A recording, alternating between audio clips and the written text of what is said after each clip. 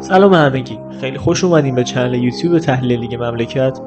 این اولین قسمتیه که ما داریم داخل یوتیوب آپلود میکنیم. اسم من کیانه. از این به بعد قراره که ویدیوهایی که حالا راجع به لیگ ایران و کلا لیگ‌های خارجی هستش رو توی این چنل آپلود کنیم.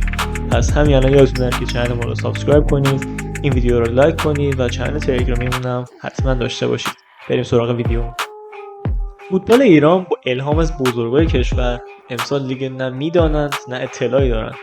تو جایی که مدیرای تراکتور ایسکو با 5 تا UCL رو نمیشناسن، طبیعیه که مربی خوش‌اندام تیم ملی هم دنیس اکرت آقای گل فعلی لیگ بلژیک رو نشناسه. از اونجایی که عربستانی‌ها همیشه به ایرانی‌ها حسودی میکنن، مربی ایتالیایی برای تیم ملیشون آوردن که بتونه با آمادگی بدنی قلعه‌نویی رقابت کنه.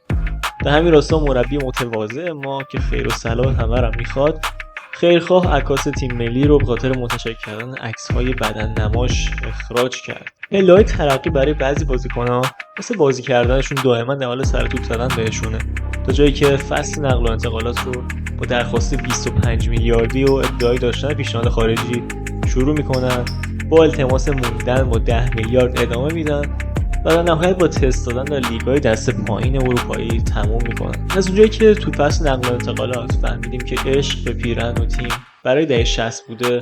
تو این حرفا مال دهه 60ه. الان هزینه‌های زندگی خود شما می‌بینید. حالا بازیکنی داریم که اول به تیمی میره که توی ورزشگاه خودشون اینجوریه.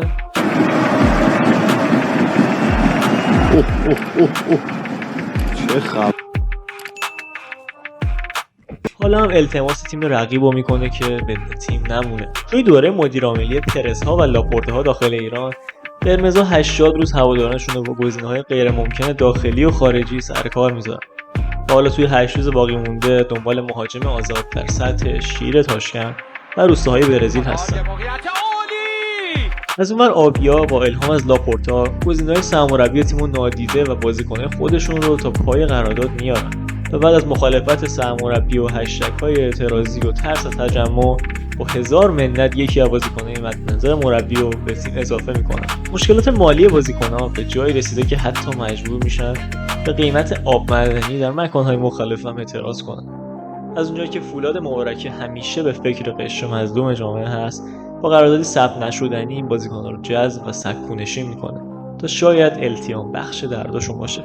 بعد از آب معدنی توی لیگمون مار زخمی هم داریم که بعد از گلزنی به چند زبان زنده دنیا از مدیران باشگاه، طرفداران و همه دستاندرکاران تشکر میکنه و شوت‌های دست شکن به سمت دروازه‌ها میزنه. زیرساخت‌های ورزش ما به قدری پیشرفت کرده که در والیبال هنوز 4 نفر رو برای خط نگهدار استفاده میکنیم و توی فوتبال در حالی که VAR در لیگ استانی استفاده میکنیم، تو لیگ برترمون هنوز دوربین درست برای فیلم برداری تلویزیونی هم نداریم.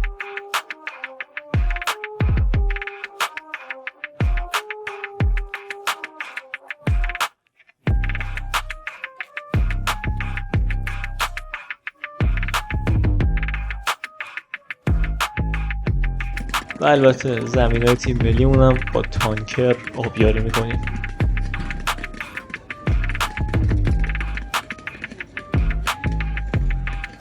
شخصیت عجیب ایرانی‌ها فقط اونجایی که یکی از بازیکن‌ها برای رفتن به تیم متوسط ایتالیایی به قدری جوگیر میشه که قول بازی نکردن برای تیم ملیشو میده و به بهونه معصومیت به اردوی تیم ملی نمیاد.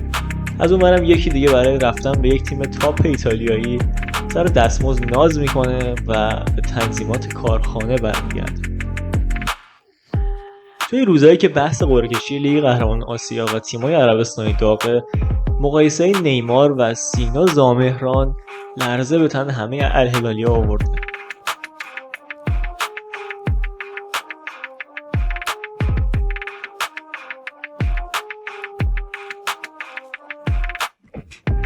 و اونا رو نگران کرده که پولساز لحظه‌ایشون توی قایم شهر تبدیل به این نشه. سفر برم جاده راه دور بی وفایانه بی دستکار دادنی دل مغرور بی وفایانه دلداری. رونالدوی 38 ساله بعد از اینکه متوجه شد قطعا باید به ایران بیاد، سریعا روبیکا رو برای خودش و خانواده‌اش نصب کرد تا بتونه حداقل ارتباط رو با خانواده‌اش داشته باشه. سلام علیکم. ورژن 38 ساله رونالدو هم خوب گل میزنه و هم خوب گل میسازه.